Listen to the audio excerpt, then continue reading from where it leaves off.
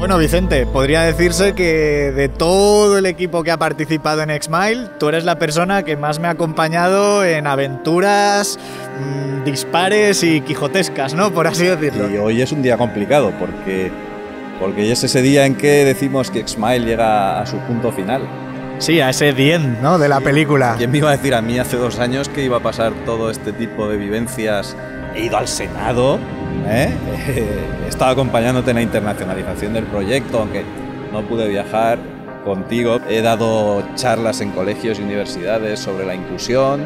Para mí es un poco difícil decirlo, pero sí. Este es el fin de Xmile y creo que como final no podría ser mejor que estar aquí en la plaza del Ayuntamiento de Valencia, después de todo lo que nos hemos movido. Y con una notición que no vamos a contar nosotros, sino las personas de la entidad que lo ha hecho posible, que es el Instituto Valenciano de Cultura. Soy Lola Flor y trabajo en el Departamento de Comunicación del Instituto Valencià de Cultura. Soy amiga de Vicente, que es una persona con discapacidad visual, y cuando lo vi, que venía con Miguel Ángel a explicar un proyecto al que era entonces el director general, José Luis Moreno, me sorprendió porque no sabía muy bien qué hacía aquí, pero también me hizo mucha ilusión cuando me contó cuál era el proyecto que venían a presentar, y bueno, pensé que José Luis Moreno sería una buena ayuda para un proyecto accesible como era el que ellos venían a presentar.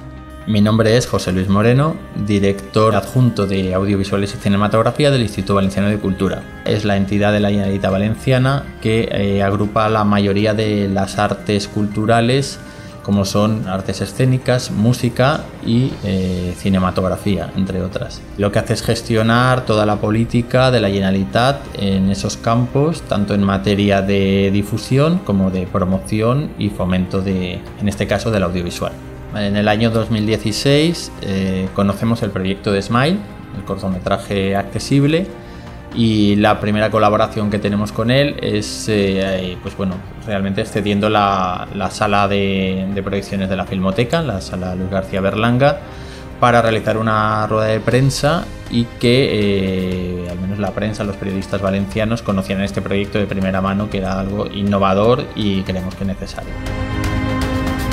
Un año después, pues a raíz de la sesión en el Senado que tiene Miguel Ángel Font para explicar precisamente este proyecto, nosotros lo que hacemos es requerirle un informe de aquellas condiciones técnicas que deberían tener las producciones audiovisuales para ser accesibles, y realizamos un estudio para ver si podíamos incorporar esa accesibilidad de las producciones como uno de los criterios de valoración.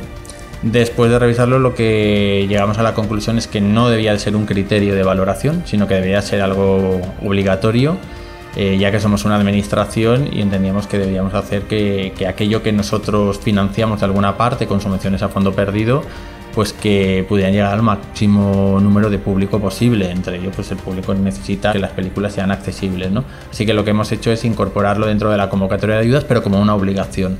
No es un criterio de valoración, simplemente es obligatorio. Creo que es importantísimo el paso que se ha dado de integrar la accesibilidad dentro de las ayudas de la producción audiovisual. Somos la primera comunidad autónoma que ha incluido dentro de sus convocatorias de ayudas a la producción audiovisual este requisito. Normalmente, cuando hay una convocatoria de ayudas, bien sea estatal o de alguna comunidad autónoma, que incluye un requisito de este tipo, innovador, pero que a la vez es necesario porque cumple con una labor social, es bastante factible que se extienda al resto de comunidades autónomas e incluso más allá, ¿no? Es algo habitual. Creo que poco a poco y paso a paso se va a normalizar mucho la situación y no veremos a una persona con discapacidad audiovisual dentro de una sala de cine, sino que veremos en general personas que están viendo una película, sin más. No estamos pensando en el consumo inmediato de esas producciones, sino que igual dentro de 10 años, pues gente que necesite de esta accesibilidad para poder ver producciones audiovisuales tenga ya un banco, un archivo de producciones a las que pueda acudir. Creo que hay que tener en cuenta todos los colectivos y que por lo tanto es un colectivo más que debe de tener acceso a estas producciones audiovisuales, ¿no? Ahora que he vuelto a coincidir con Vicente y con Miguel Ángel, me he enterado de un secreto, y es que están con otro proyecto inclusivo que es igual o mejor incluso que el anterior, porque además este está relacionado con el mundo fallero, y yo como fallera mayor de Valencia del año 2000 no puedo hacer más que alegrarme porque este tipo de cosas sucedan también vinculadas con el mundo de las fallas. Así que solo puedo desear lo mejor para Tiempo de Blues. Bueno, y después de esta notición que acabamos de conocer, a mí no me queda ya mucho más que contaros. Bueno, quizás sí. Deciros que cuando empezó este proyecto yo no quería llevar el bastón porque no estaba muy seguro del tema. Y bueno, pues aquí me veis.